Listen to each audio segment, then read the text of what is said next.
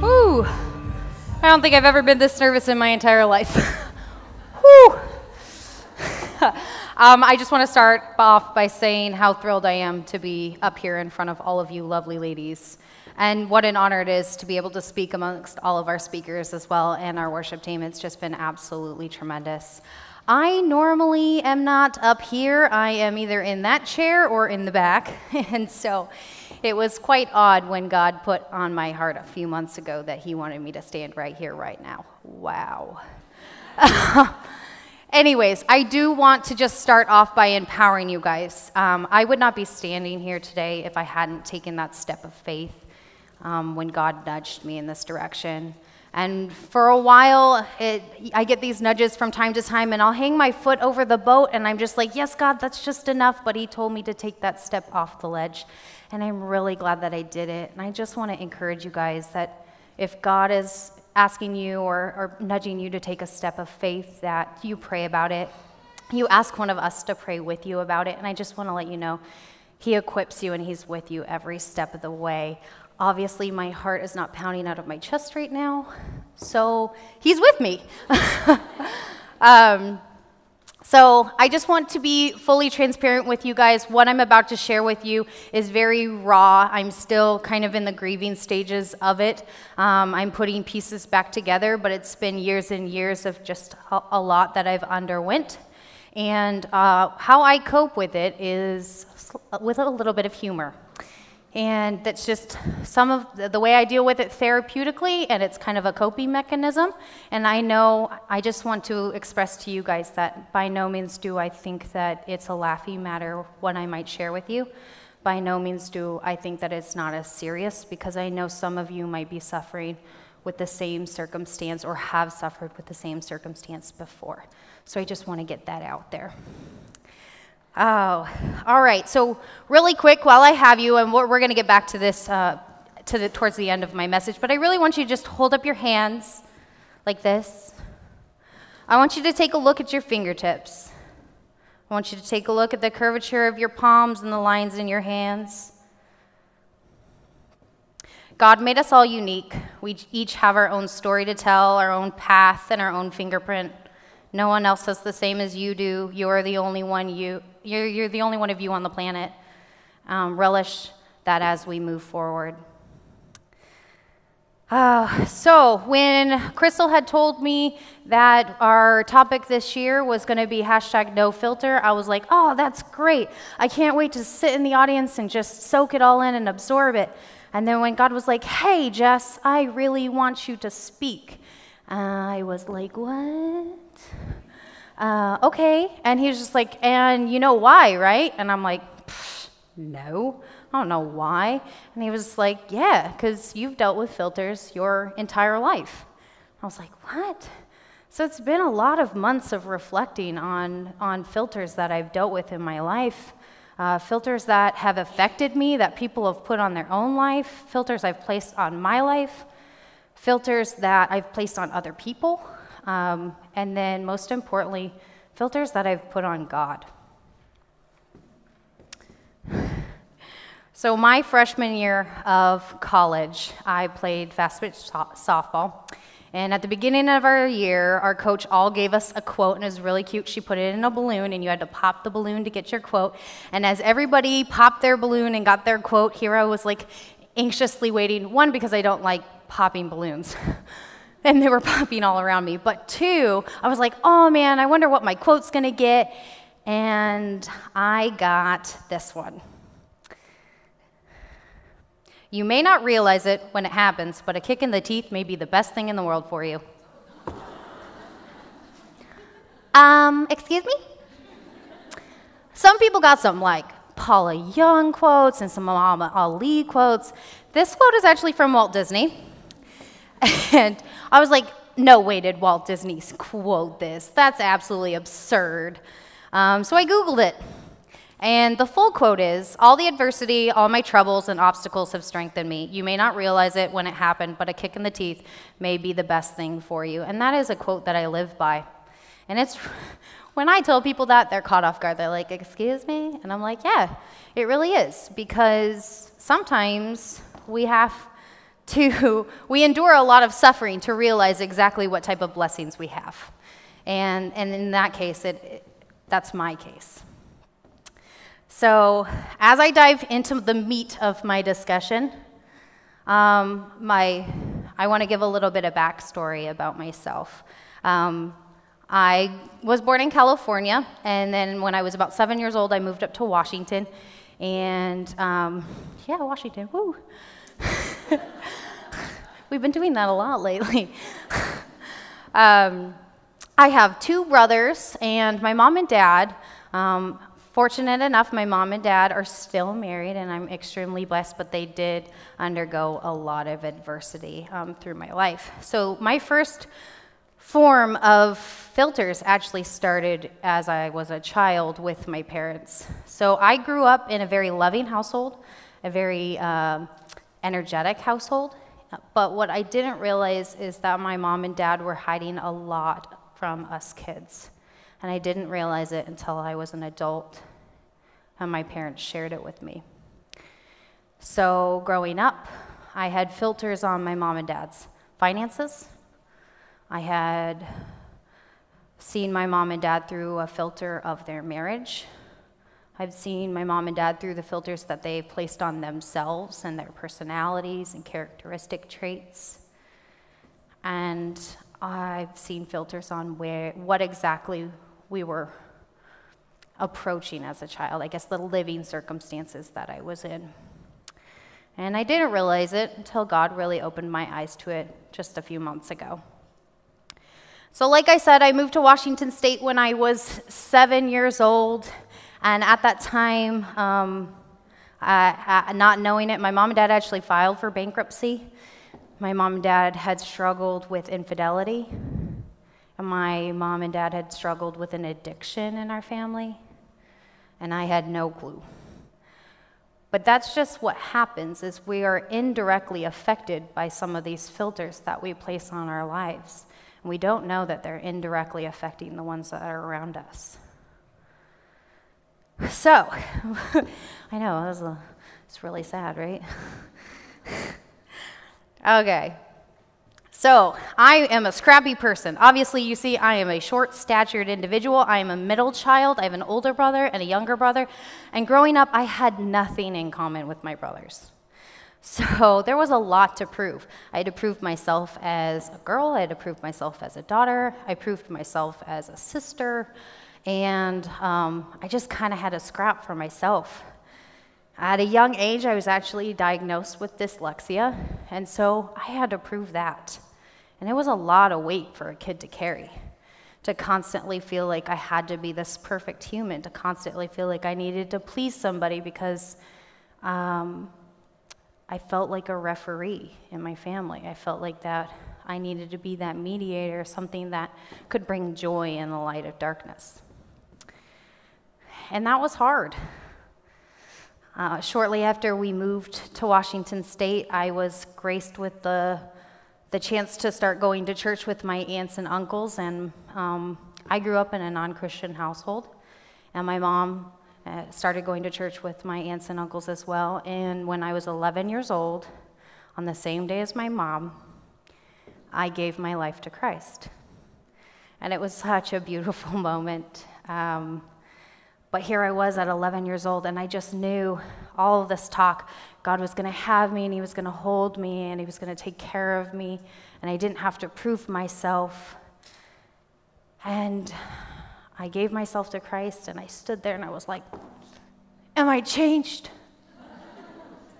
I looked at myself in the mirror. Am I different? And I wasn't. And I still battled with that reality. But of course, I couldn't let anybody know, because that would cause a problem. And then how am I supposed to be this awesome human? How am I supposed to be this scrapper who can do anything and everything? And so I had a really hard time navigating through it.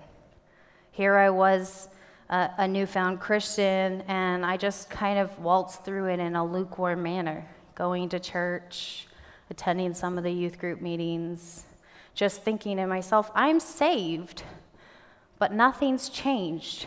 And I had no direction as to how I could seek God further. I didn't have anybody. My mom was a new Christian herself. And it was a struggle to find somebody to guide us and to kind of help us navigate through this newfound life of Christianity. And so it was a difficult time being a preteen, moving into my teen years. And as you've heard all of these ladies share today, that there's been struggles as a child and moving into adulthood and pressure. And I struggled with that too. When I was in high school, I decided that I was going to be multiple people because multiple people were liked by multiple people. I didn't think that people were going to like me for myself. I didn't have a sense of identity to stand in. And so I developed multiple identities. Sorry, let's take a deep breath. I became that girl, right? We all know that girl. There's that smart girl, that pretty girl, that athletic girl. There's that dumb girl, that just a friend girl, that friend girl, that girlfriend girl. And I became all of those girls, and I was those girls at different moments in the day. I couldn't all be that same person at the same time. And I found it to where I was making up stories to be that girl, and I was doing things that made me extremely uncomfortable to be that girl, and things that I just didn't even think that I would be doing to be that girl, just so that I could fit in, just so I could be this mold of what everybody identified as somebody that they liked and appreciated and affirmed. And I was drowning. It's so funny because my older brother could see right through it, but I was immediately defensive as soon as he brought it up. Like, heck no, who are you to tell me that I'm not myself? But really, I wasn't being myself. And that's when I decided, since I was drowning, I was going to be one more girl. I was going to be the party girl. You know, growing up, you watch all of these movies, these teeny bopper movies where you go to high school parties and it's great. And you know, the girls all have fun and there's music. And I thought, that's what I want. They seem like they're so happy. So I became the party girl. And I lost myself in alcohol. I lost myself in lies. I lost myself in the fun and the music.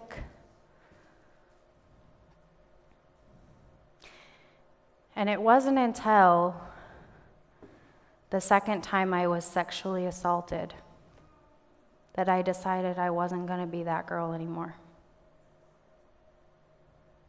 I had friends that encouraged me to continuously come out, and I said no. I couldn't put myself through that any longer.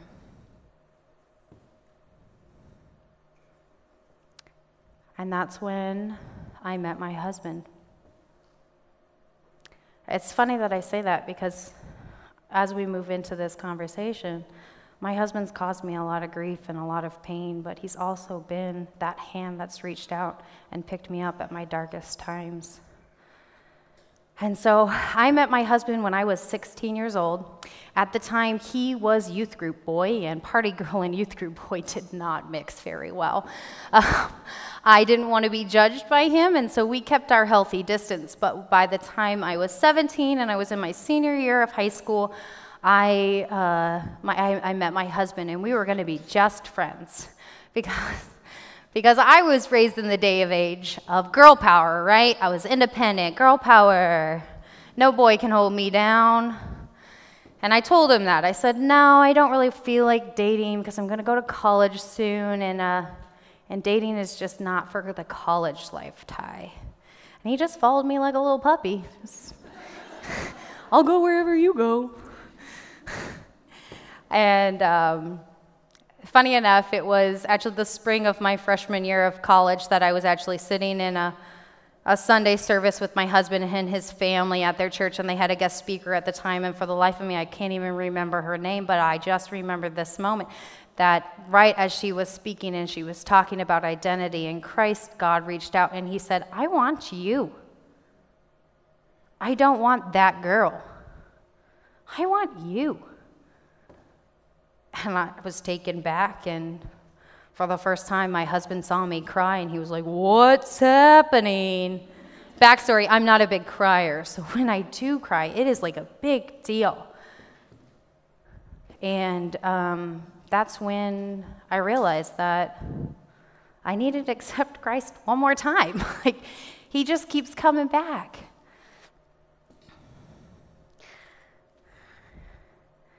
So I want to share a verse with you guys really quick. And the faithful love of the Lord never ends. His mercies begin afresh every morning. I say to myself, the Lord is my inheritance. Therefore, I will hope in him. That's what I clung to at that moment. I was no longer that girl. I was a Jesus girl. I had to first lose myself to find myself in Christ.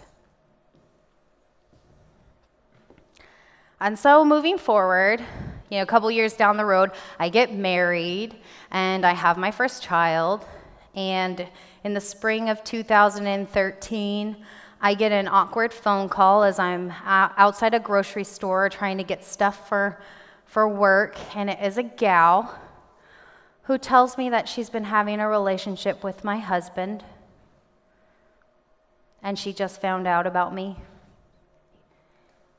And she thought that I had run away, as what my husband told her. And I was devastated. Here was this figure that reached for me, and he pulled me out of my deepest, darkest place. And he was causing me so much pain. I want to say this mental illness is no joke. And my husband does struggle with a mental illness. And so we've gone through many of these periods. I found out that it wasn't just this one gal, but it was multiple gals in multiple areas, because at the time my husband traveled for work, and so I moved out. My daughter was 9 months old. I didn't know what to do. I moved in with my best friends at the time. At the time, our best friends were actually best friends. They'd been our friends for a really long time, since we were really young. And I moved in with them, and I didn't know what to do, and so I'm sobbing, and I'm praying to God, what do I do? What do I do? And he just told me to stay. Stay. Just one word. And so I did.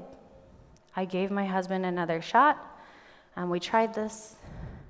And we were doing really good. We were going through counseling, and my husband had recommitted himself to me, and he admitted that he had struggled with a lot of depression and insecurity. And a couple months into counseling and kind of cohabitating with each other, I ended up getting pregnant. And I had already had my 9-month-old daughter at this point. She was a year old. And I lost all of my friends because I got pregnant. They, one, didn't think that I should have been with my husband, period, the end. And two, the fact that I had gotten pregnant meant that I was going to stay. And they weren't going to be friends with that person.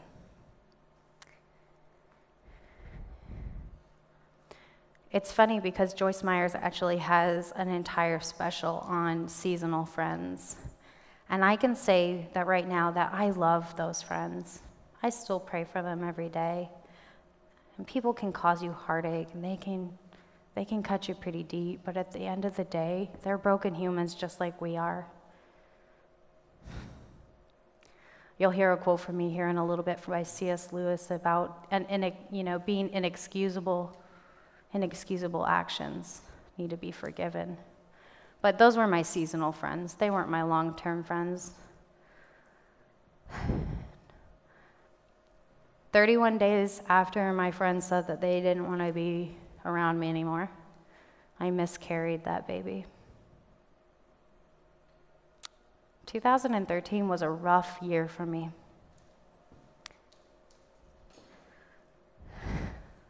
The icing on the cake, right? I was alone with no friends. Thankfully, I had my family. After miscarrying this baby, I thought it was my fault, just like when I was sexually assaulted. I thought it was my fault. What was I doing wrong? What am I doing right? And so I struggled. And I laid in that valley and I reached out for God each and every day. In November of 2013, my husband shipped off for basic training because in the period of these couple of months, he had been praying and he really felt God pressing him to join the military. And so I prayed about it too, and I actually had peace in regards to that decision. And so in November of 2013, he shipped off for basic training, and in December of 2013, I found out I was pregnant again. And she is my rainbow baby.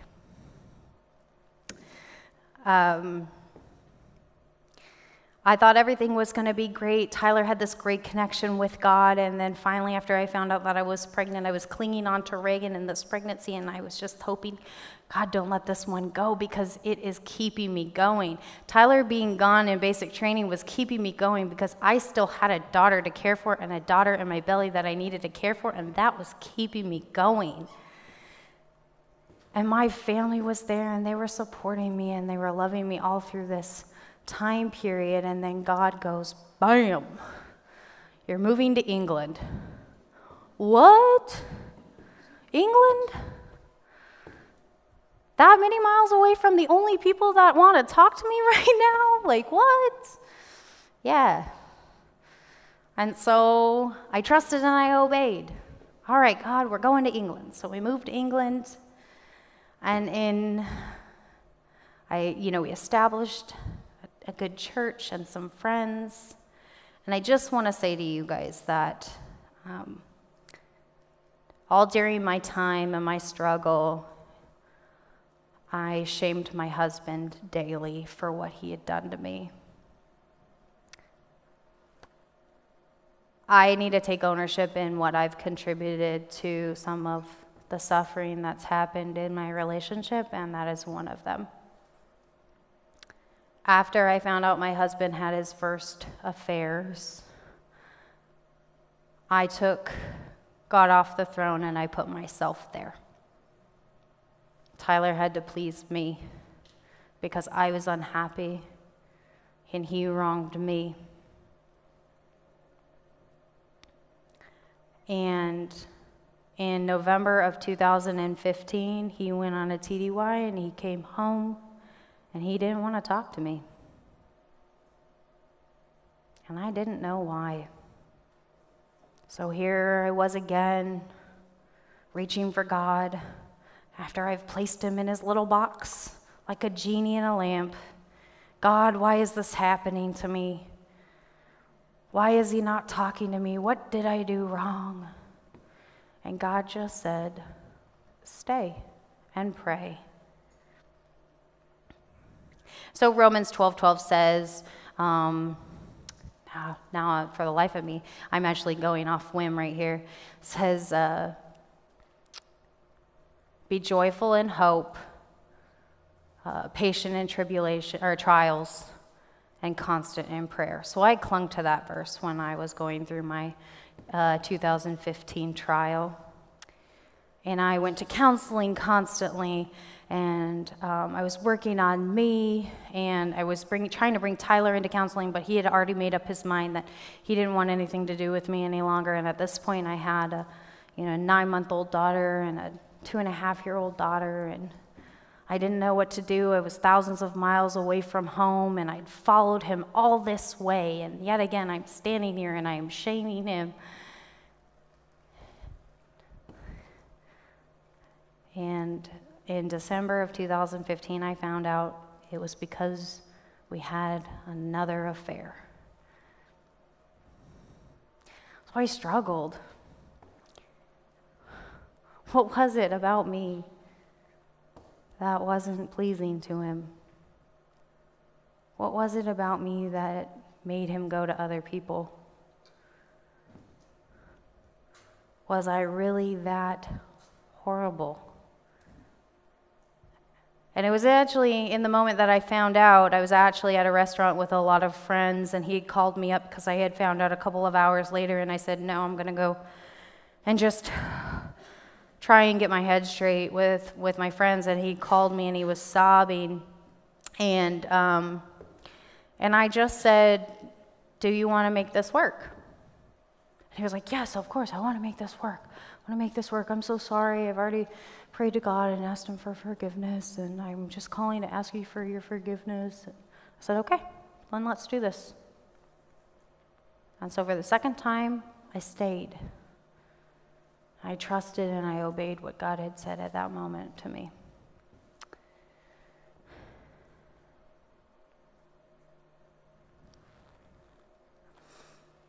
And so moving forward, instead of me being on the throne, I thought at that moment I was in such a dark place, and through the times of counseling and not really knowing exactly how to navigate through this, and really not turning to God, but trying to turn to other people and see how I should have handled this situation in other people's eyes, I put my husband on the throne, and I took God right off again, and here I was at the bottom.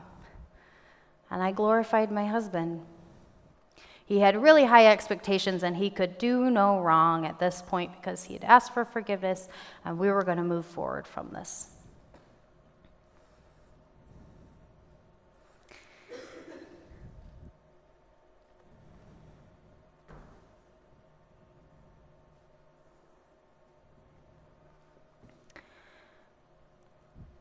So, in December of 2016, we found out that we were going to be coming here to Alaska, and in July of 2017, we moved to Alaska.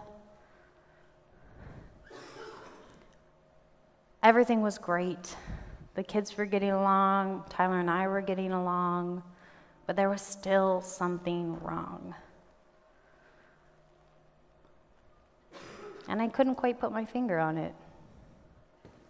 And I think about it now, and really what it was because I placed my husband on God's throne. You know, a good friend of mine always says that there's no vacancy in the Holy Trinity. It's not Tyler's spot to be. And in January of 2018, it happened again.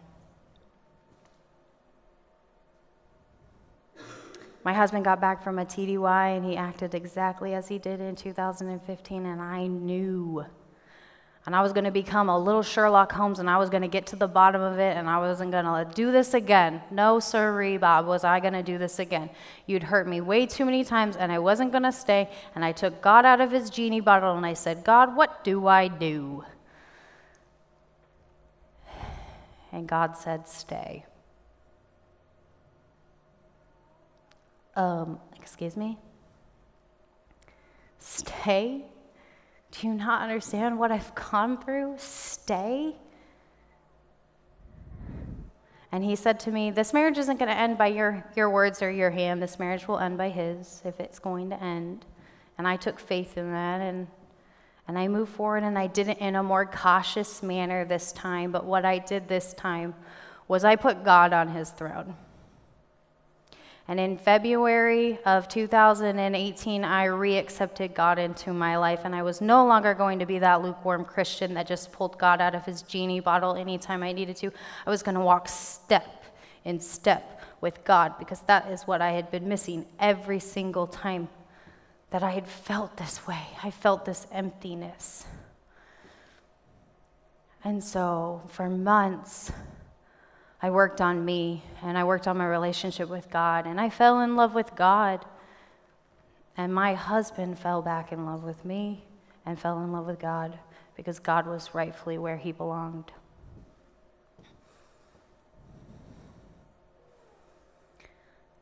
So C.S. Lewis says, to be a Christian means to forgive the inexcusable in others because God has forgiven the inexcusable in you. No one sin is greater than the other. And grace is definitely not a license to sin. So I want to give you a couple of points on just how I coped through this. And like I said, it's 2019, guys. This is still really fresh. So if this is something that you might be struggling with, and it might not even be with your marriage, but it just might be with something that you are clinging on to, that you just haven't let go, that you've said, God, take this away from me, and you've held it up here like this. Aren't you going to take this? Oh, sorry. That's what I did. Surrender. Not letting go will keep you from moving forward. Trust and obey. Trusting everything. I surrendered to God and obeying his commands. And I say that so it's almost like a sour taste in your mouth. You're like, that's not what I want to do, but I know that's what I need to do, and that's what he's calling me to do. One of the quotes that got me through this last trial was, we have not been given a spirit of fear, but of love, power, and self-control. You have no control over the people around you. You have no control over that. But what you do have control over is yourself. And you've not been given a spirit of fear, but of love and strength. And even in weakness, you find strength. In your vulnerability, you find strength. Because that means that you fully admitted you can't do this on your own, that you need God. And he's the strongest. This is something that I live by, the next right step. After my incident in 2018, my counselor told me that not to think about 3 or 5 or 7 or 10 days down the road or a month down the road or a year down the road, but just think about your next right step. I'm going to give my girls a hug. That's the next right step. I'm going to actually talk to my husband today. That's the next right step. And I did that step by step by step. And that's all it takes. That moves into my next one. Striding with God instead of striving for God. Haven't you ever noticed that in the Bible, Jesus is never running? I'm not going to run on stage because I could fall. But he's never running, so I'm going to power walk. He's always walking, striding, relating. So we're not meant to rush from one place to the next, to the next, to the next, even though society tells us that's what we need to do, even though our culture says that that's what we need to do. God calls us to stride with him, not strive for him, because he'll come to you like that. It isn't a race. God has us all paced with him. We're all different. It looks different. It feels different. The last thing that I did to help to get through this, and I'm still doing it, is own it. I own my mistakes, my control issues. I've owned taking God off his throne and putting him in his lamp. I've owned the suffering that I've gone through, because that never changes. I mean, it stays with you, but the beauty about it is it can be used in situations like this, where I can grace you guys and let you know that our God is a good God. That even through all the pain and the suffering that I've gone through, and who knows, I might go through it again,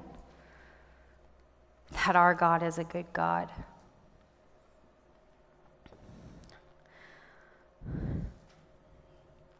All right, so we've talked about filters that have affected me as I was growing up, filters that I've placed on myself, and the struggle filter, and how I've taken God out of his throne from time to time. How do we deal with those real life filters?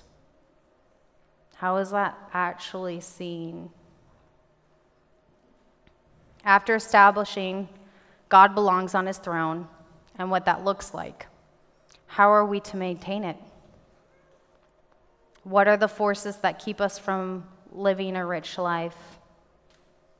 Real filters we strain our lives and God through. So I want to go ahead and do a visual for you guys really quick.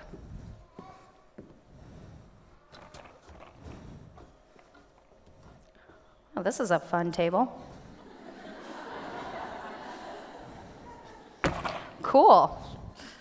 Picked a wrong day to wear a skirt. Just kidding, I love this skirt. That's why I wear it today. All right.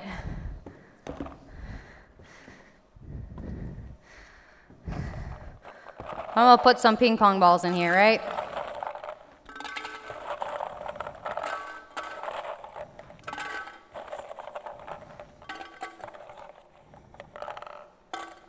And if I were to hold this up to my face, what would you see? Ping pong balls. Some are little soccer balls or basketballs. That's all Walmart had to offer.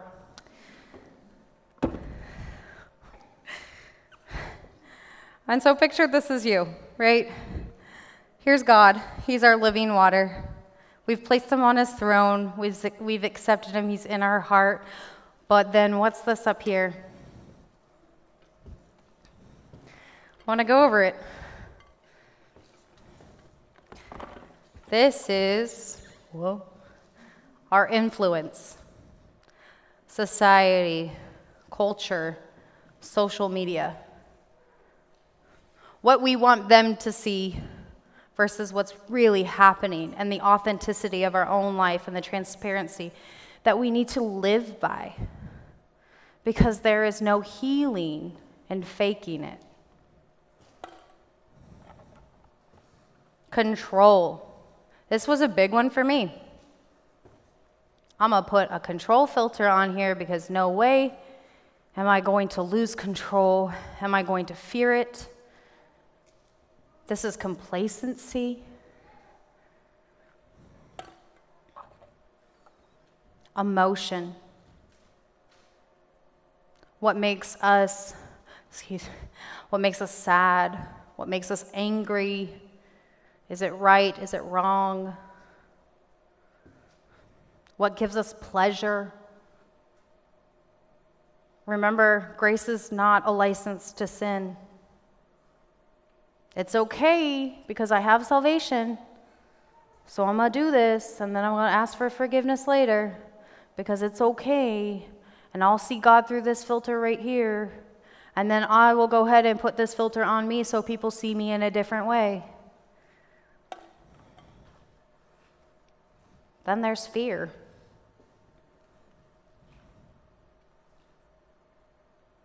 We don't want to be vulnerable. I get it. I don't want to be vulnerable. I spent my entire life having to prove something, striving for excellence. And lastly is ambition. Ambition is always a tough one because when I think about it, I was just like, wow, my dreams and my goals, that shouldn't be something terrible. Except if we are filtering it through money and not purpose. It's okay, God, because I'm going to make a lot of money. But I hear you calling me to do this instead. I'm not going to hear you because I have this filter. Oh, okay, cool. God said that. All right, yeah, we're going to go and do it.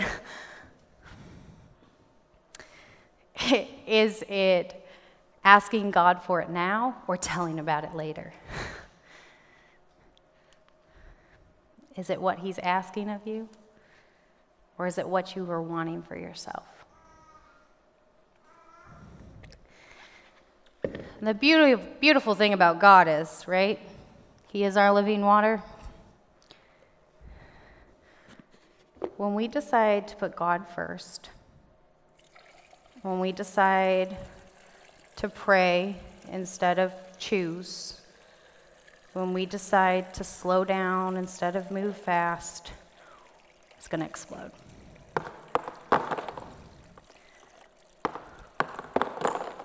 We're no longer hiding behind these filters.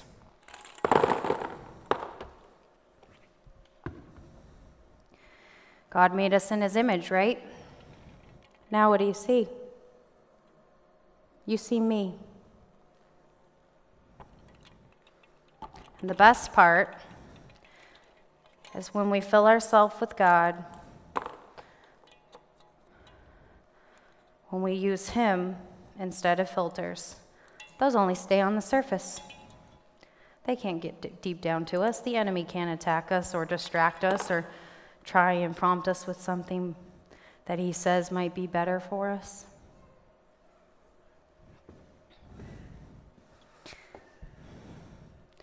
At first, the struggle is letting God in. And then the struggle becomes letting God out. Just like in the King of the World song, we put him in this box. And then we want to fetch him when we need him. We need him all the time. I can't get up in the morning without needing him. Like, heaven forbid. I am sleep deprived, y'all. He can't be contained. He is everywhere. We so often choose to put him inside these boxes expecting different results. And I just want to say this. You guys are all beautiful. God made you all to be special and unique in your own ways, and you aren't meant to fit in anybody's filter. You aren't meant to be this person or this person, even though you've shared similar experiences. You don't live life like they live life, because we all have the same GPS system as Christians, but we are all given different paths.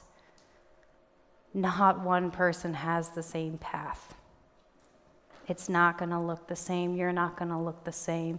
And we need to love that and embrace it. I love the book. Oh my gosh, of course I'm standing up here and I completely spaced the name of the book. Oh my gosh. Anyways, we'll get back to that. I really can't remember it. Stacey Eldridge writes the book, and now for the life of me, I can't. Captivating, excuse me. It is Captivating by Stacey Eldridge. Yeah, ladies and gentlemen. Yes. Whew. And so if you guys have not read that book, it is absolutely amazing. I highly recommend it. I read it at least twice a year because, man, that woman can just talk about a woman. Not talk about her, but she just talks about women in general and how much God loves women. Wow, we are the crown of creation, ladies. Relish in that. So she says that longing in the heart of a woman to share life together as a great adventure that comes straight from the heart of God, who also longs for this. He does not want to be an option in our lives. He does not want to be an appendage or a tag-along, neither does any woman. Hello? Yeah, I don't. God is essential. He wants us to need him desperately. Eve is essential. She has an irreplaceable role to play. And so you'll see that women are endowed with fierce devotion and an ability to suffer great hardships, a vision to make the world a better place. Kind of what Amanda was saying, that we don't need to shame people, right? We don't need to shame, we don't need to blame, but we need to uplift and love. We have a fierce devotion. We were put on this planet to make a difference. We are the only ones who can bear children. We are essential. We have an irreplaceable role. You have an irreplaceable role. Don't put anybody else's filter on it. We were given talents unique to us. We are one of a kind. When I said, look at your fingerprints earlier, I meant what I said. Embrace your uniqueness. Embrace your fingerprint God gave you. And this all actually stems from just a conversation I was listening to Air One on my drive home from work one day, and it was Lisa Turkhurst had popped up on to give a devotional on the radio show, and I was like, man, I am so like Lisa Turkhurst. She has the same struggles as me. I just don't know how she does it. And God was just like, just snap out of it. You're not Lisa. You are you. You have a story. You don't need to live by hers. Today you are you. That is truer than true. There's no one alive that is more youer than you. Anybody else?